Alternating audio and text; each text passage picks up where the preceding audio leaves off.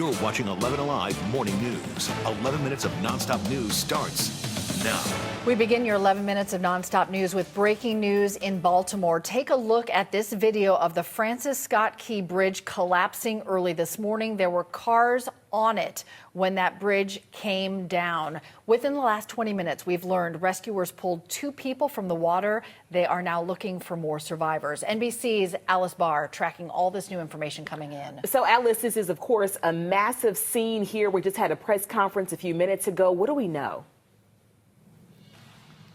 Well, this is just a stunning and very quickly developing situation, and all of those first responders and city and county officials we heard from made very clear that the focus right now is search and rescue, is the families of those who are missing. And we know that there are some of those families of workers that were working on the bridge that are gathered nearby waiting for information. And what the fire chief there said is that there are at least 7 people they believe that they're searching for. At least 7 vehicles went into the water. He said that number has been fluctuating, but 7 at least is what they're looking for. And 1 may be a tractor trailer. So that just gives you an idea of how much traffic there was on this bridge, even in the middle of the night. The sun is coming up. We're starting to get a little bit of a clearer picture of what's going on. But we know that a container ship hit one of the bridge's supporting columns. Officials do not know why. There was a loud bang, and then 2 spans collapsed. And we're now in the situation, an active search and rescue with a lot of questions remaining. Back to you. All right, those drivers on the bridge would have never seen it coming so dark when it happened. You can watch live coverage right now from our NBC affiliate on 11alive.com. We're also going to live stream that 7 a.m. news conference in Baltimore.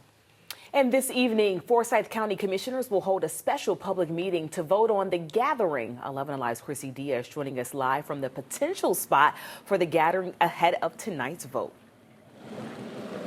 Good morning, Aisha. We've had renderings and public meetings, but tonight is the big one. This is the vote to decide if the project will move forward. And once again, commissioners are inviting the public, asking for input and telling you to wear your favorite jersey or a red shirt if you support the project.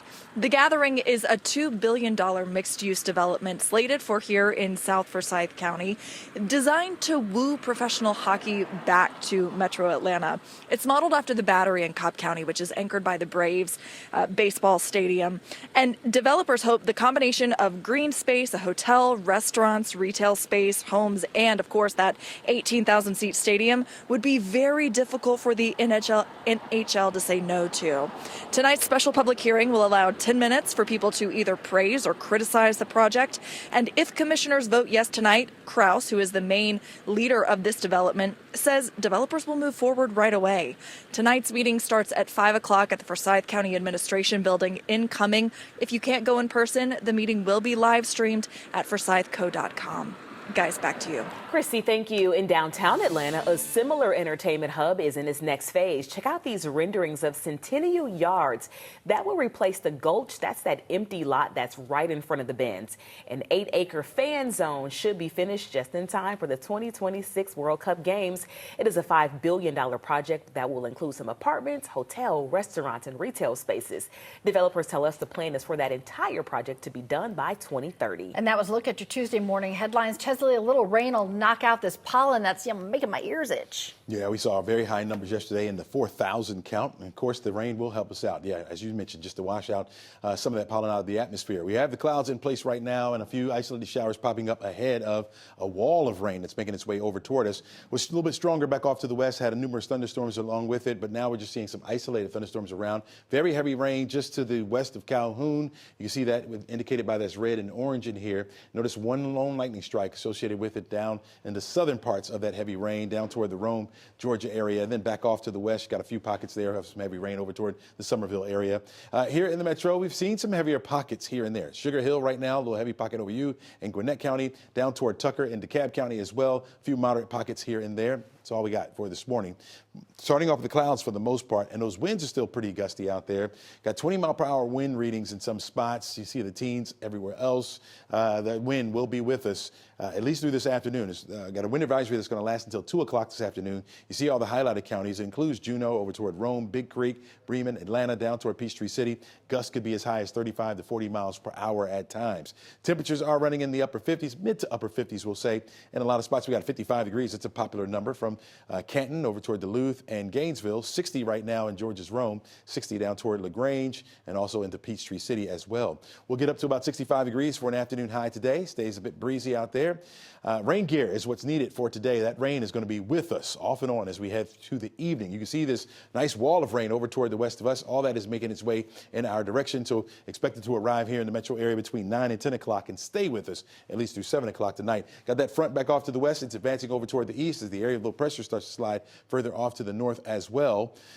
We are not anticipating any severe weather here at all. You notice the light green shade over us, which means a general threat for thunderstorms for this afternoon. So we'll be watching that. Our forecast track model shows that rain pushing toward the metro by 10 o'clock. Will be with us again off and on, moderately heavy at times for this afternoon. Really won't taper off until after 7 o'clock. We'll hold on to the cloud cover.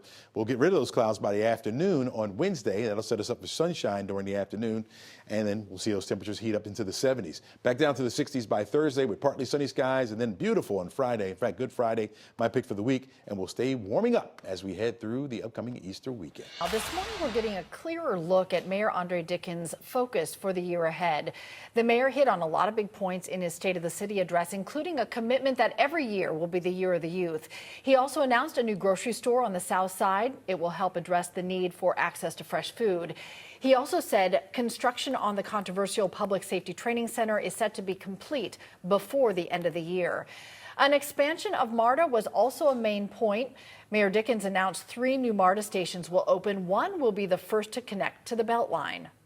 To create healthy, thriving neighborhoods, we must build a transportation system that is accessible to residents across the entire city.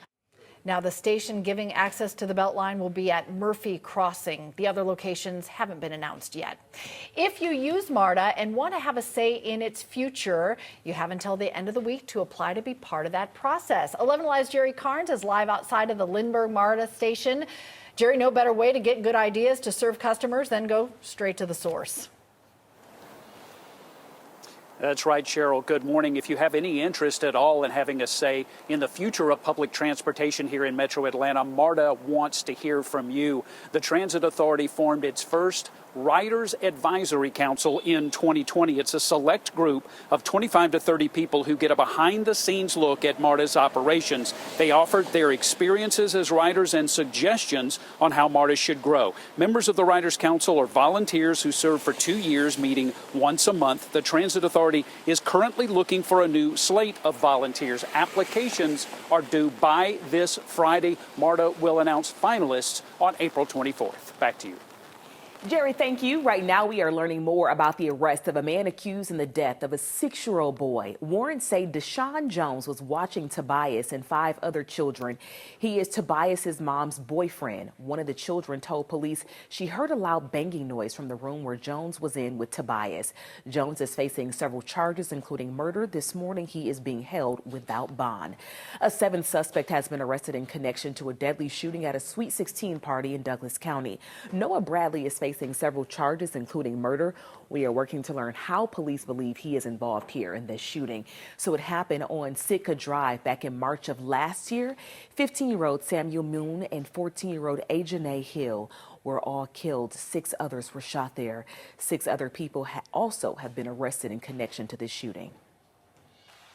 Rain is pushing into the forecast area and will be with us through this afternoon, right on through the evening. In fact, a few thunderstorms could be around. We got a few up to the far northwest. 60 by noon. On our way to 65 degrees for an afternoon high. That rain will continue. Again, won't taper off until after 7 o'clock tonight. We'll be down to 64 degrees by 7. We'll get the sunshine back in here by the afternoon on Wednesday. We're going to hold on to that sun for the rest of the weekend, and we'll see those temperatures warming up this weekend as well. All right, the Mega Millions jackpot sitting at $1.1 billion this morning. A lot of people hoping to snag that prize or even a little piece of it, including a lot of Georgians. Get ready because that next drawing is set for tonight. You got the office pools going. I love when it gets to $1 billion, they just have to put 999. Yeah. That's when you know it's big. Just stop counting the zeros. Need to go play. I really Do it. Yeah. Let's buy him a ticket. Yeah. Not in my Buy copper me tie, a though. ticket. Buy y'all a ticket. Can't do it in my copper tie. If I win, I'll Oh, scratch it's you the a check. copper. Thank you. I appreciate Maybe the it. copper, it will bring you some luck. Like a penny. Need more than a penny. It's true.